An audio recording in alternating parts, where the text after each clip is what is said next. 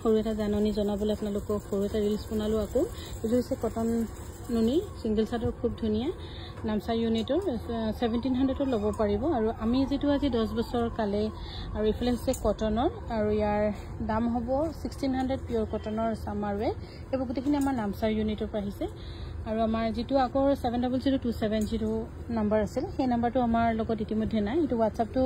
Ben হৈ গল বুলি আমাক মেছেজ দিছে all of a sudden WhatsApp number নাইকিয়া হৈ গল তাত যিবোৰ অৰ্ডাৰ আছিল আমি এটা একো অৰ্ডাৰবোৰ আমি পোৱা নাই গৈ এখানে আপোনালোকে প্লিজ 9678284538 ত আপোনালোকে আমাক যোগাযোগ কৰক বেয়া নপৰকে